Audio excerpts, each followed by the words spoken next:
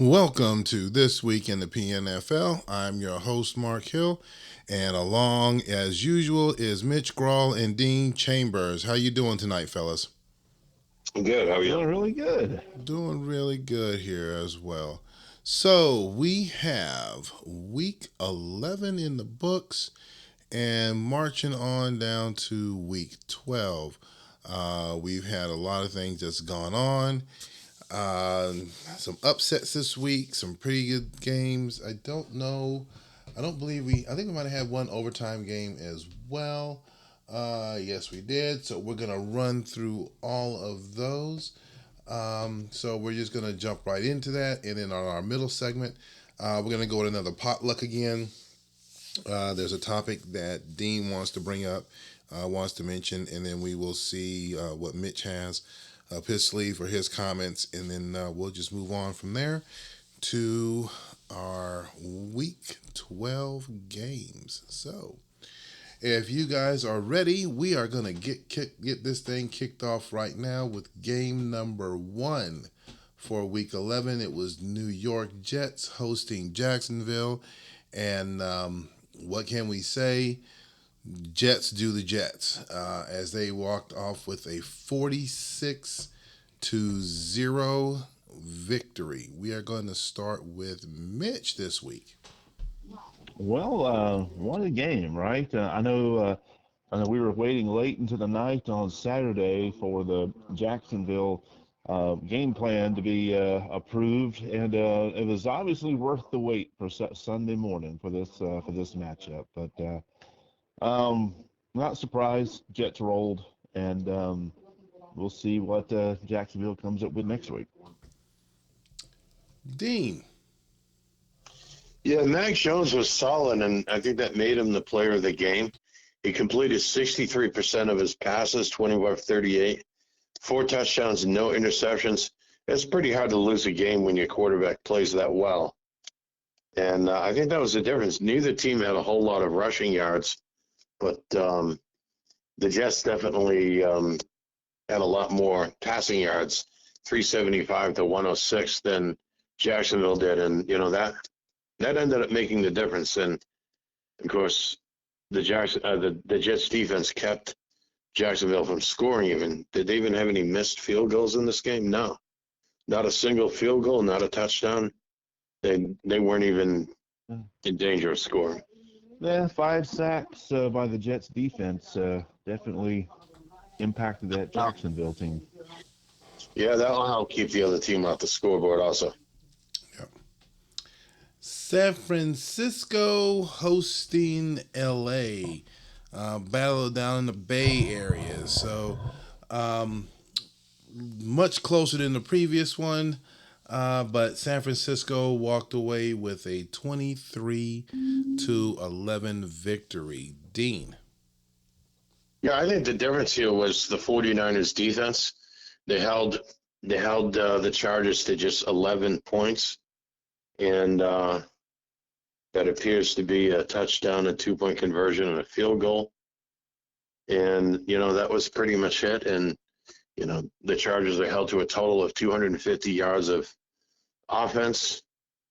Prescott he had 57% completions, not bad, but he only passed for 181 yards. They must not have been passing the ball downfield too aggressively, and it's just not going to be enough to win when the 49ers score more than 20. I agree. Mitch. Yeah, I mean, definitely a defensive struggle. I mean, I agree. The San Francisco's defense was able to keep the Chargers bottled up. Besides, the low passing yardage. I mean, LA was only able to garner about 3.4 yards a carry. So even when they did run the ball, it wasn't for much. And they did get one good kick return, but for the most part, they were having to go long fields and with not a lot of juice in the offense. That made it tough. So we'll see what they do next week. All right. Next up, we have Chicago hosting Minnesota, and Minnesota falling short by one possession and falling to Chicago 28-21. Mitch, Yeah. what happened to your team you like to cheerlead for? Oh man. Well, I mean, they played a pretty good game. At least offensively. They were statistics wise, and even when you look at the score, I mean, pretty solid out there. But I have to say though, this could have been a much worse, being that Chicago missed the three field goals. So it could have been a double-digit plus victory for Chicago. But the turnover, definitely did not help Minnesota. And when you do look at the return games this week, Chicago definitely had across the league the best return game, averaging, their players probably close to 30 plus yards per kick return. So they're getting a little bit shorter fields.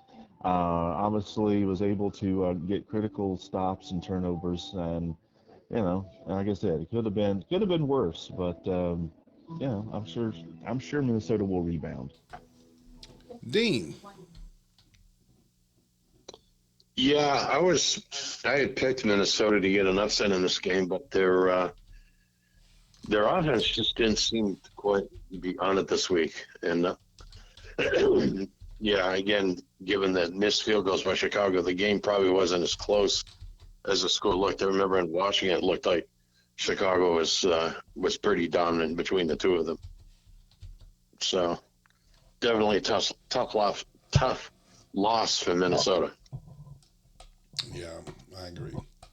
Next game, we have Kansas City going into the desert to play Vegas. High scoring affair, and Kansas City was able to pull it out with a 41-32 victory. Dean. Yeah, I'd expect the Raiders to be tough in this game. That's why I picked Kansas City to win and not cover the spread. And the spread was 8.5, and you see the margin, it was 9 points. So we get caught on that half point yet again. But yeah, the Raiders are pretty tough. And, when you look at the yardage, 445 to 278, you'd expect a more lopsided score. So, the Raiders did pretty good to score 32 points on the offensive production that they had. But their defense, gave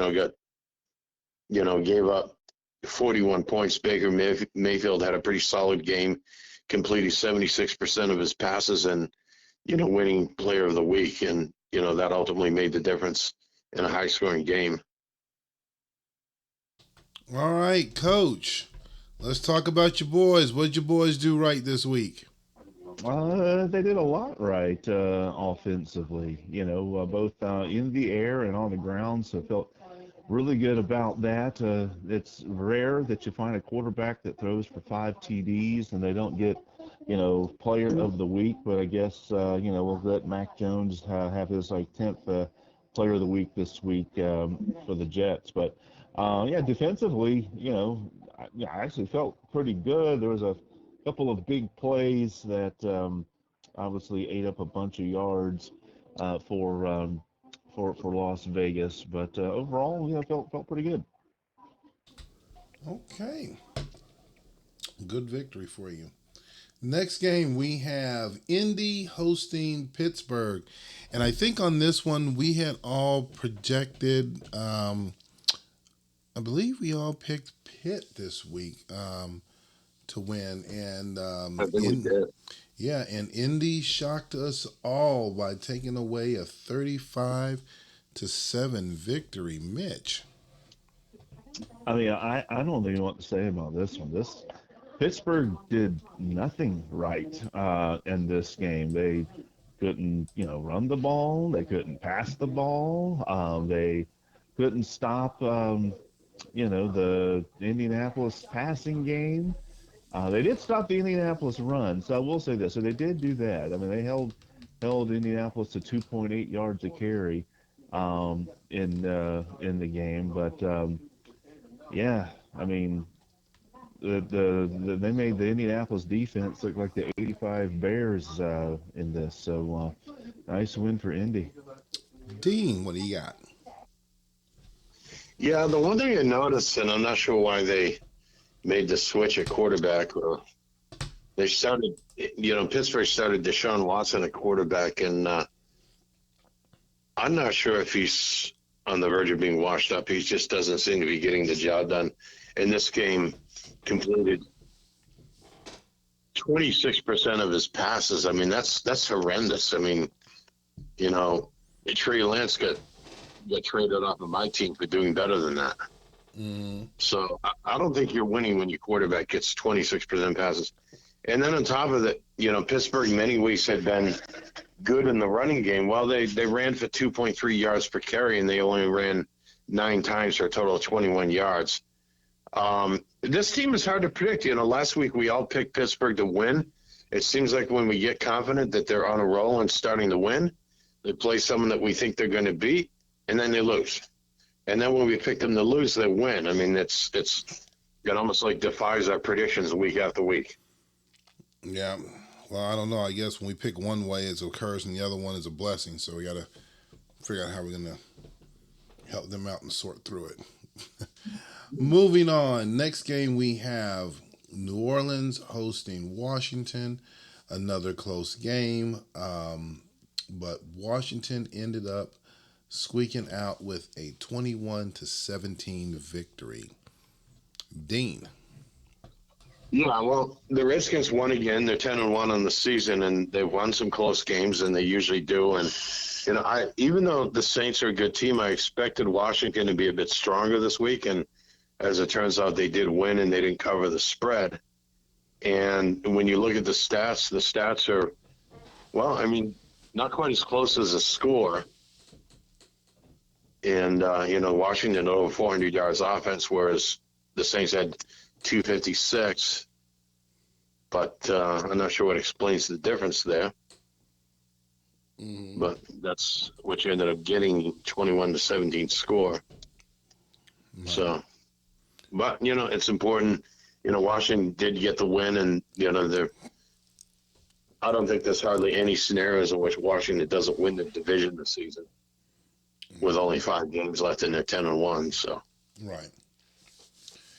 Mitch, what you got?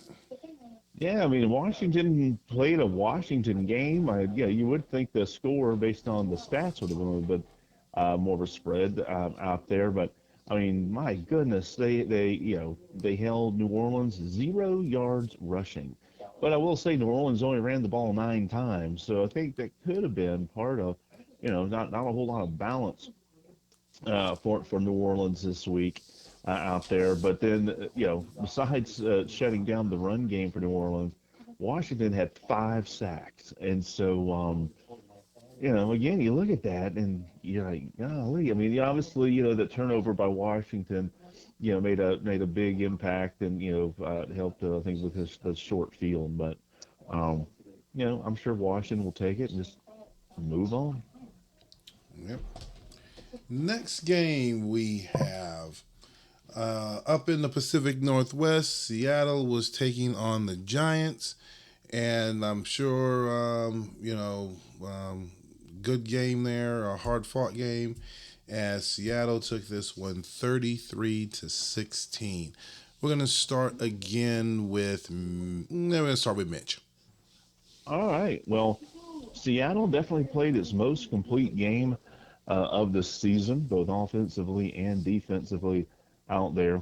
It looks as if the offensive coordinator found was able to call a good game for the quarterback Wilson.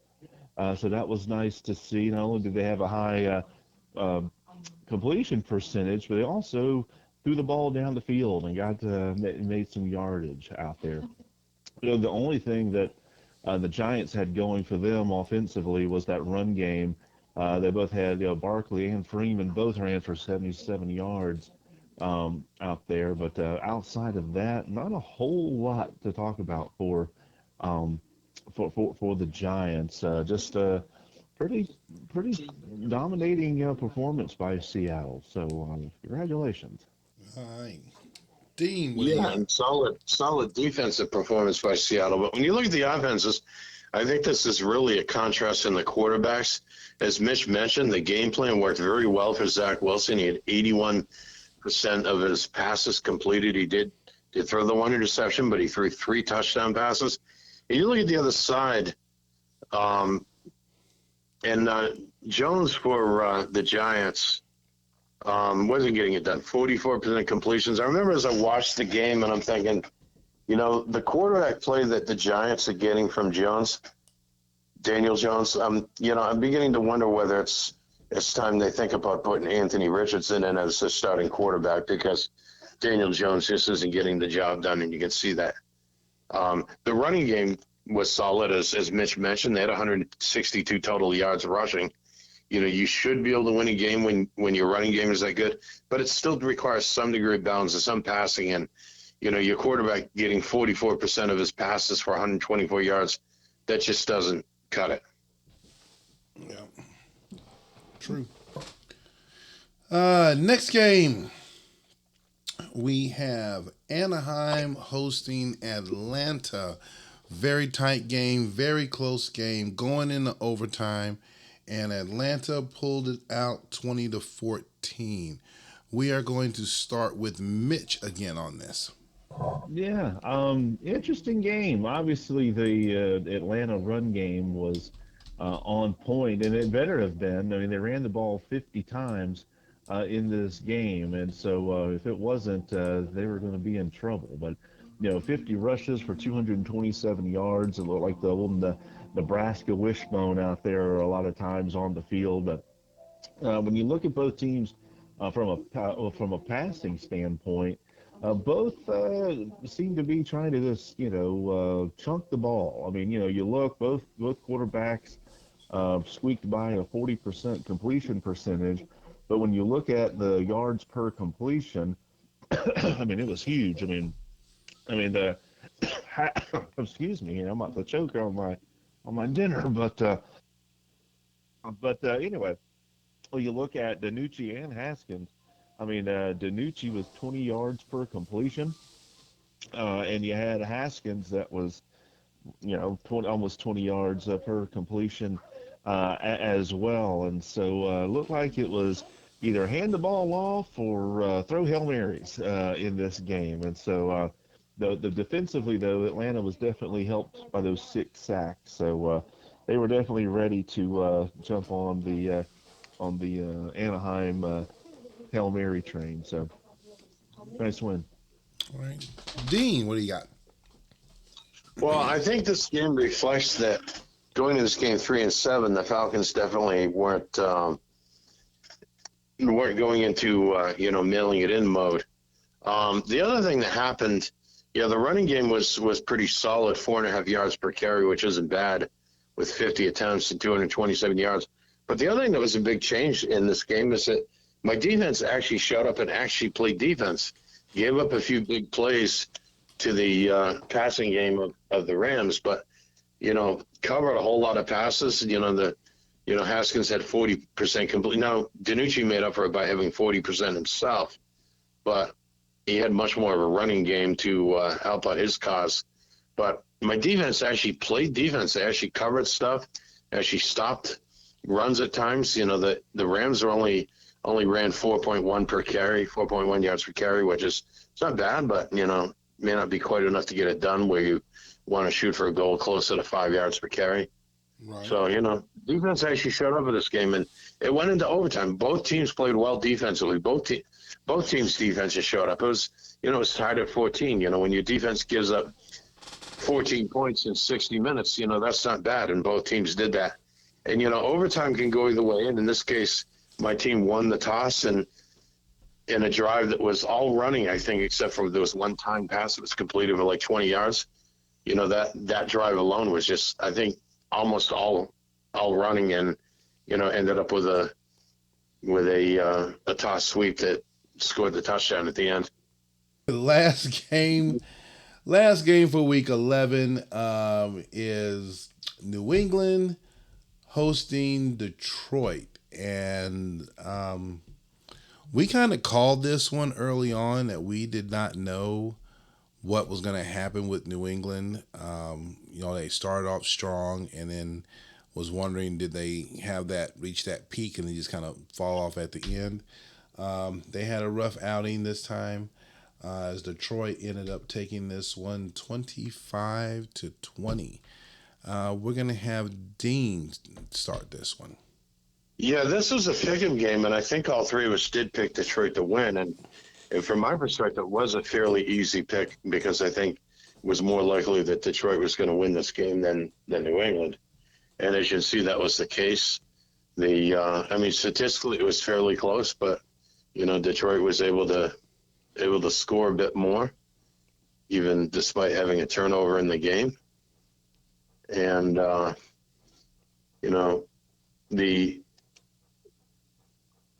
New England had a bit more in rushing yards, but that's Detroit was still able to run the ball and pass the ball enough and score 25 points to win the game.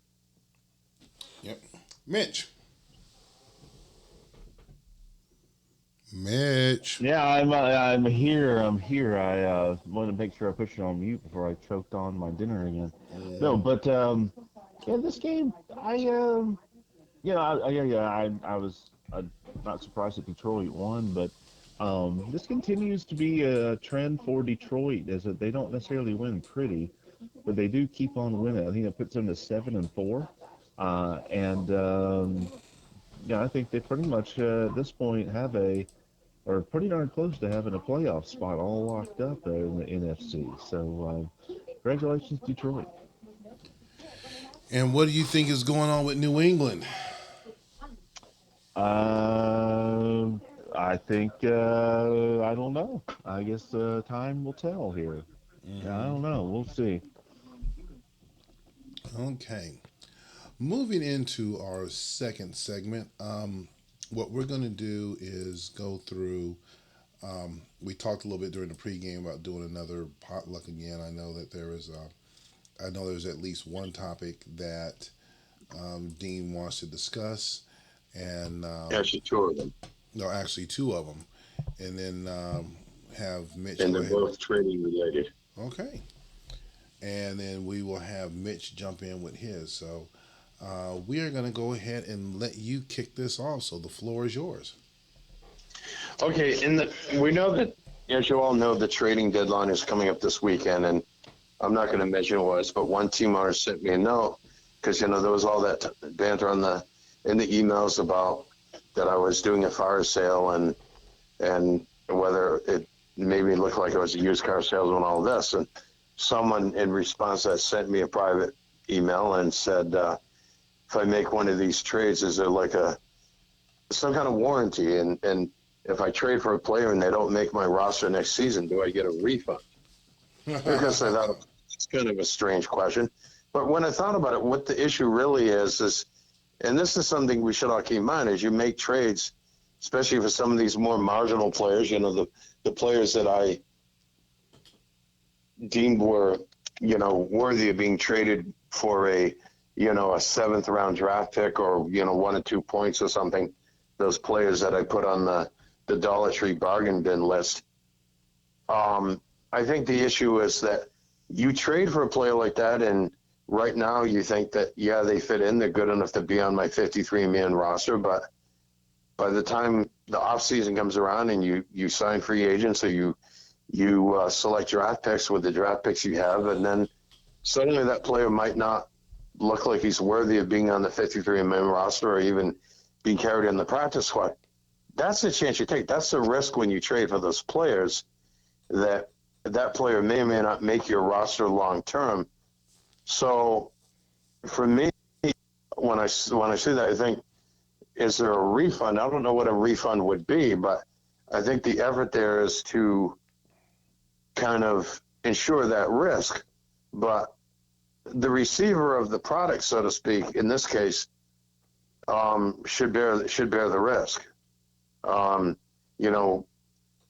Me and all the rest of you trade players. There's no guarantee that player is going to work out for your team or be good or be worth keeping or isn't going to get injured or any risk that's involved in trading that player, the receiver of the player gets the risk. So that's something to think about. And I returned a response to this particular team owner, and I said, I don't even know what a refund would look like. I don't know if that means that we reverse the trade, or if I trade a player for a 7th-round pick. Does that mean that person says, well, I want to send you this player back and get in return the player that you drafted with my 7th-round pick, for example? That I'm not sure that really makes sense. So I guess ultimately the answer is no. There's no refund. You make the trade, it's made. The second issue, and it's trading related too, as some of you may remember, in the off season, just before the season started, I made the trade with Chicago and received what's his name, Dak Prescott, the quarterback. And in that trade, we exchanged safeties as well. And it turned out the safety that Justin traded me had been just signed in the offseason as a free agent. And there's kind of an obscure rule that came up that a player signed as a free agent for a certain amount of time can't be traded. So we had to delay the exchange of the safeties until mid-season because of that rule. Now that's come up again. I posted a trade with Steve today of the Chargers, and we exchanged linebackers as part of that trade. And the linebacker was one that he signed as a free agent a couple weeks ago. And now we both got an email from Rich saying that linebacker can't be traded because he's a recent free agent signing. I don't know what the purpose of this rule is, and I think it's something we should debate getting rid of in offseason. I don't see that it serves any purpose or accomplishes anything that's good for the league or team owners, other than overly complicating our role as general manager, that we have to be keeping track of which players we signed as free agents and how many weeks that they have to be on a roster before they can be traded. I don't know what the purpose of that rule is. Do you two have any idea why we even have that? Apparently it's something that's kind of obscure and wasn't really enforced until this current season, and now it's getting some attention. I did not know that rule. Maybe Mitch, you can shed some light on this. I have no idea. I'm sure it has. I'm sure at some points it looked like, or somebody may have been taking advantage of signing free agents and turning around and flipping them to. I think maybe to get the extra. Oh gosh, the anti-aging or something. I have no idea. I don't know. I mean, I don't see what purpose it serves. I mean, in this case, I don't think Steve was signing that linebacker as a free agent just to trade him. Mm-hmm. And he signed him as a 0-point signing. And as it turns out, I thought I had 1 point left, and I posted a 1 point bid on him because I figured if I signed him for 1 point, he would be on my roster for an additional 2 seasons. Right. And as it turned out, Rich informed me that I was out of points. I thought I had 1 left. I had miscalculated how many points I had. So that the trade didn't, that signing didn't go through, and Steve signed the player for 0 points. Now, there's 16 other teams that could have bid 1 point on that player, and they did not do that. So I don't know why there should be any block on trading, because if any of those 16 other teams wanted the player, they could have just posted a 1 point bid and probably gotten him. So I don't see any compelling need for that rule. I think we should debate in the offseason getting rid of it, because all it is an inconvenience. No, wait. So are you? So I know that we put that rule in place where if you signed a player, you couldn't cut them and re-sign them, for a certain amount of time. But yeah, I'm not aware of anything about signing a player and then trading him. I'm not familiar with that. Right. Okay. So I don't know why there should be I don't know what I don't see what the purpose of that rule is, other than just complicating our role as GM. I mean, it's not like Steve or anyone else was signing a bunch of cheap free agents in order to trade them. Right. It's that I don't see, and I've never seen it in the past that anyone was using the ability to sign a free agent and trade them as some way of gaming the system. So I think we should get rid of that. Well, And what did you two think about the other issue? I know that we were they're having those discussions, saying they're going to have discussions at the end of the season about some rule changes. So that could be one of the rules that we're going to possibly look at. And the other topic that we were discussing, Mitch, what was your take on that? Well, well, I don't know for sure, but I have a feeling the person that emailed you was probably kind of joking around, asking about a refund. But you never know. Never know. That was Maybe they funny. were serious. But I think they might have been joking around. But overall, I would say this when it comes to these trades for some of these, as you call them, marginal players. I just wouldn't worry about it. I mean, you can go out and sign 0 point players right now that are going to be within a very small marginal difference of any other marginal player on a roster. And if you're worried, and I'd say, sure as heck, I'm not going to worry about signing a marginal player and whether they would stay on my roster the next season, because you're going to be giving something up to get that marginal player, Mm-hmm. which, when the season starts over, you're likely going to be able to sign a very comparable player, probably for less, or you're going to draft, or the draft, you're going to be able to draft someone for that position, and again, it'll be potentially cheaper for you. So I guess my advice is don't worry about making trades for marginal players. I would look for players that are going to be starters, or these rentals. I think Steve and Justin, they've gone out and, at times over the years, okay, hey, I'm going to go and trade for a player who's about to retire, but they were going to be, they might have been a 12-year player, but they were going to be their number one linebacker or their number one cornerback. Okay, fine. If you're going to use that to, make a playoff push or whatever, okay, fine. You know what you're getting into. But otherwise, I just wouldn't worry about making trades for marginal players in the middle of the season unless you're, well, even then, I would just say go make a 0 point bid on a free agent if you were desperate for help because of Right. injury or what have you. So that's my take. Okay.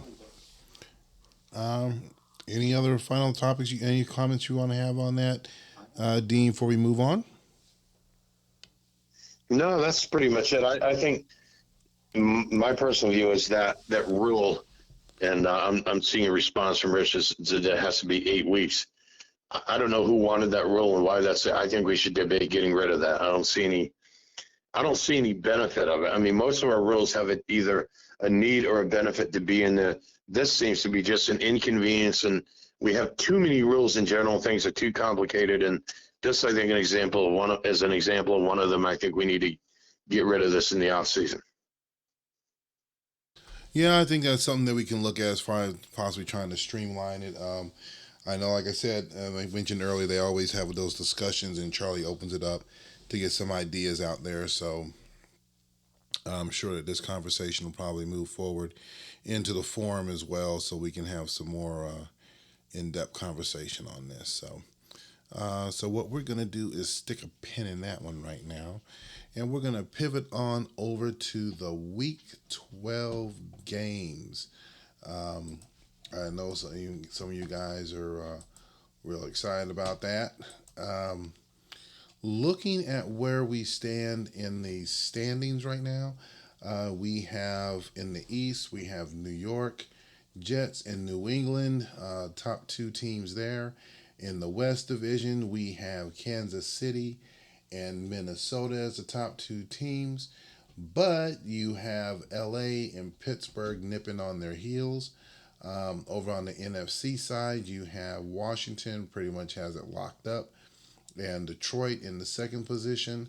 On the west side, you have Chicago pretty close to locking that up as well, with San Francisco right behind them as well. With one of the wild cards or another team that's sitting there in the hunt is New Orleans at the time. Um, so that's where we're at right now, looking at the team standings. Looking, Yeah, the one thing. Can I say something? The one thing I noticed with everyone in the AFC West except for Kansas City losing, you suddenly have the Vikings, Chargers, and Steelers all tied at 5 and 6. Yep, and then you have New England out there on the east side at 5 and 6 as well. Yes, you have 4 or 5 and 6 teams that are competing for. Well, 2 spots. Indianapolis is mathematically out either at 4 and 7, competing for 2 spots. Yep. I mean, I think it was Mitch that said, or it might have been you. One of you said something that the teams in the AFC West are cannibalizing each other, and you can kind of see that. I mean, the division leader is 7-4, and you have 3, 5, and 6 teams all tied for second place in the AFC West. Oh yeah, I think I was the one that said. I think Mitch kind of concurred that yeah, they're always cannibalizing each other. So it's like piranhas feeding on each other, and the best man wins. So Yeah, the NFC, the picture is a little bit clearer. You have two teams that are most likely winning their divisions unless they suddenly collapse in the last 5 weeks. And then you have Detroit and San Francisco leading in the wild card spots. The Saints are a game out. And I'm not sure if 4 and 7 is mathematically in or mathematically out, but it's on the verge of being out. Um, and given the rest of the schedule, I'm not even sure the Saints are necessarily going to make one of those spots. So the 4 teams that would be in the playoffs today from the NFC might be the ones that end up winning it. yeah. So as we continue on, did you want to get on that one, Mitch? Or you good? I'm good. I'm All good. right. Let's All get to right. the So games. as we go into the games, looking at our season predictor thus far, Mitch is still hanging on with 65 and 34 overall. I'm sitting back in second with 55 and 44 overall, and Dean is at 47 and 52 overall. Lead pipe locks, I'm still sitting there at 8 and 3, with Mitch and Dean both tied at 5 and 6. So that's where we're standing right now, as you guys see on the screen. So moving into the games coming up for this week. First one that we have on the list, we have Atlanta hosting the Jets. They are giving the Jets 14 and a half. And as usual, as you guys know, we have our lead pipe blocks. So we are going to go ahead and get this started off this week with Mitch. Yeah. After the Jets pummeled Jacksonville, I think they're going to keep it rolling. It's not going to be 46-0 like they beat Jacksonville, but Jets will definitely win the game and keep it rolling. All right. Dean. Well, if the defense shows up and plays, it can be competitive, and it is a home game, so that will help. So the upset can happen. The Jets don't go 16-0 for a reason. They do win most of the time, but they do occasionally get upset. So it can happen. So Okay. there's always hope for the upset. Yeah.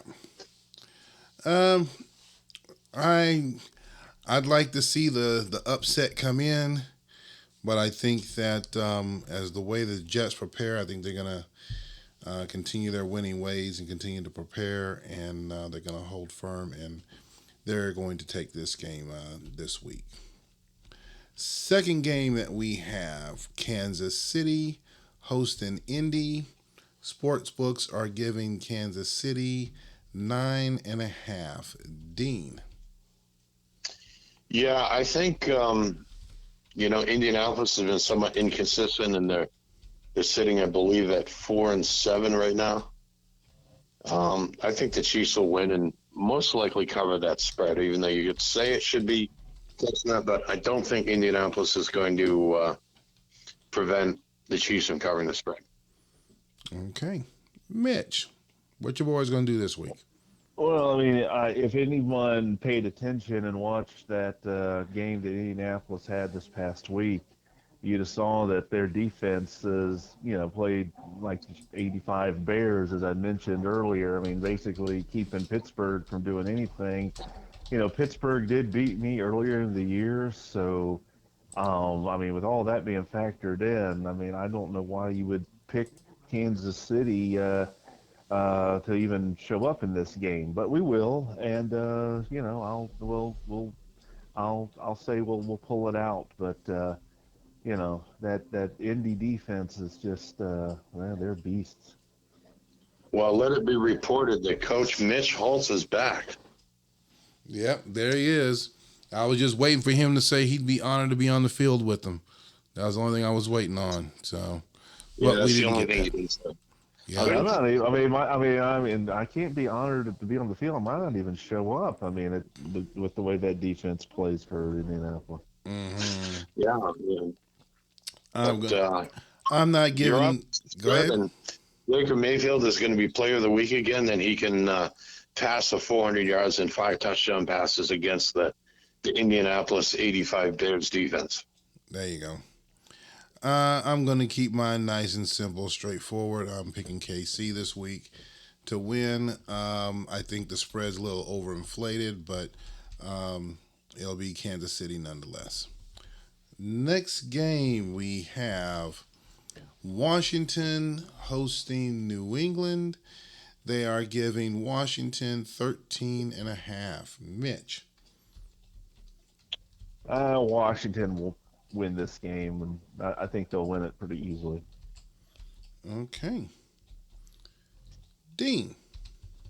I think the Patriots are going to try real hard in this game and play competitive, but they are playing Washington at Washington. So that's why I think the Redskins are going to win, but they're not going to cover the spread. I will concur with you as well. Going with Washington, but the spread's going to be a bit closer. Provided that Coach Mox does his due diligence this week, because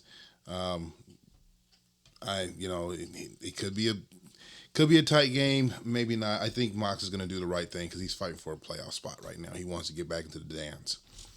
Next game, we have LA hosting Jacksonville, and they are giving LA 8.5. Dean.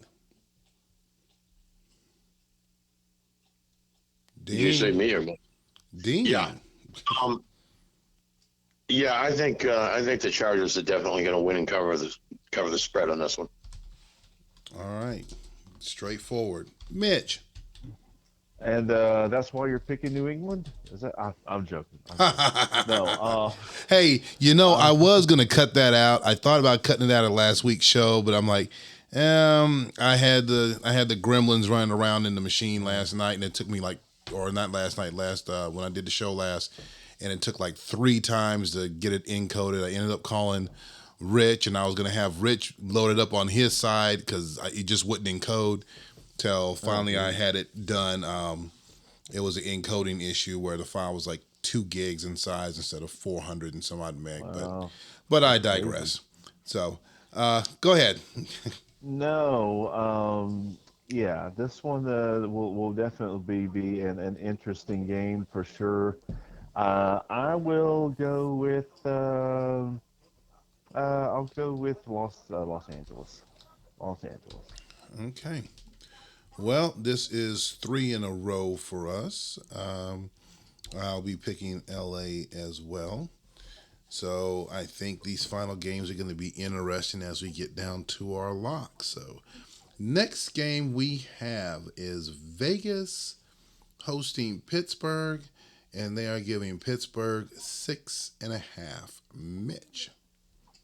I'm going to use my lead pipe lock on this one here. I think Pittsburgh is going to rise up and win this game because I think they can smell a bit of that playoff flavor floating through the air. So I'm going to take Pittsburgh and put my lead pipe lock on it. Okay, you're using your phone a friend, I see. Dean, what do you got? Yeah. I say not so fast. The Raiders are playing home, and the Raiders They may not make the playoffs this season. They're only a game behind, I believe. And they're going to play tough. And I think the Raiders are going to pull off an upset win in this game. Ooh, okay. Interesting. Well, uh, I am looking at their standings right now. Pittsburgh definitely needs this win. Vegas wants to play spoiler, but I think the black and gold is going to prevail, and I am taking Pittsburgh this week. Next game we have Detroit hosting the Giants, and they are giving Detroit 7.5. Dean. Yeah, I think Detroit is at home. They're they have some momentum going with them, and the Giants, especially, they're going to get that degree of poor quarterback play from Daniel Jones. I think Detroit is going to win and cover the spread here, and I'm going to make this a lead pipe lock. Ooh, okay, And it Mitch. won't be a curse either. Oh, I was getting ready to ask, was that going to be a curse? No, Um, no, this is bet your money, your second mortgage, take out your loans, whatever it is. Bet on Detroit this weekend. That's your best pick on the board. all right. Hey James, I know you're out there listening. You got tired of people giving you the lock. So last week you got the lock from me and you won. This week you get the lock from Dean. And it's a winner. Mitch, what do you got? Yeah, I think Detroit's playing better, and James seems to be engaged this season when it comes to week coaching. So I'm taking Detroit. Okay.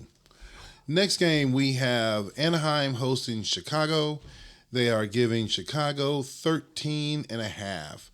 Mitch, what do you got? Chicago, and I'm going to say by a lot. Dean, what do you got? And I'm going to say not so fast. The Rams are a better team than people realize. They played solid defense last week.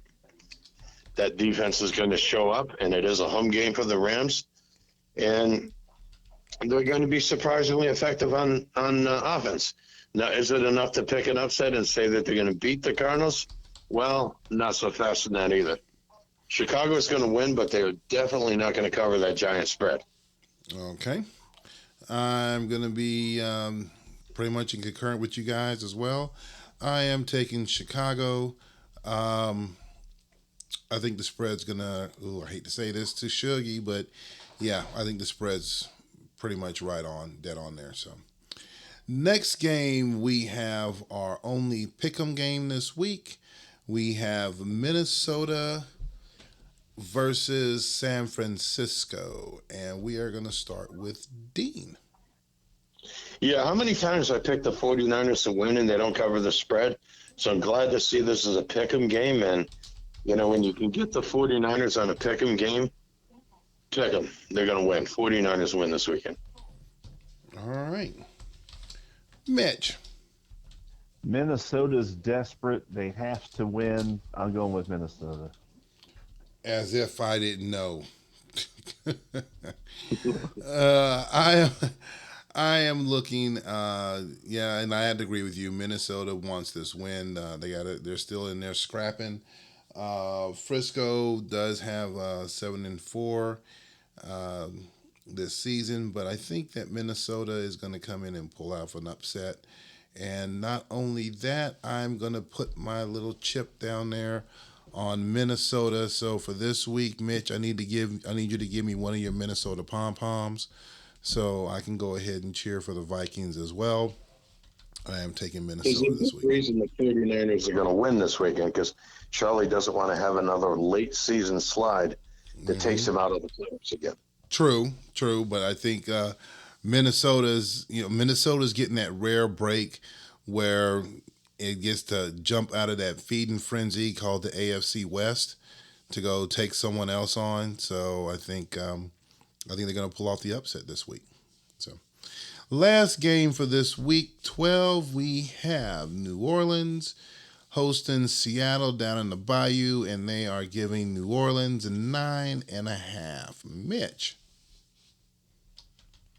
Let's see. Well, New Orleans is my second favorite. My second favorite their NFC team. But you know what? I'm going to go against the grain here. New Orleans has kind of struggled a little bit the last few weeks, so I'm going to, for whatever crazy reason, I'm going to take Seattle. I think they're going to figure something out and pull off the upset. Okay. Thank you for that vote of confidence, kind sir. Yeah. Dean, what do you got? Yeah, Seattle's going to play tough defense in this game, and the Saints are kind of not really doing it lately. And I think Zach Wilson will have another good game, and an effective offensive output from the Seahawks will, even though it's a road game, will put them over the top and score the upset win here for Seattle. Okay. Um, I'm picking Seattle, of course. Just try to build off of last week and what happened 2 weeks prior. I think what was it? Not the Seattle, not the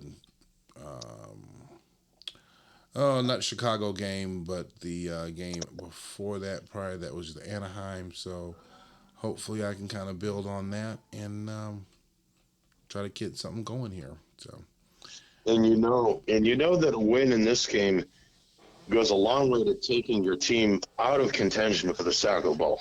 oh yes, I know, and most definitely. So we gotta, cause let's see who are leading in the Saco Bowl. You have Jacksonville at 3-8, Vegas 3-8, New York at 3-8, and Seattle at 3-8. So that's where you don't want to be.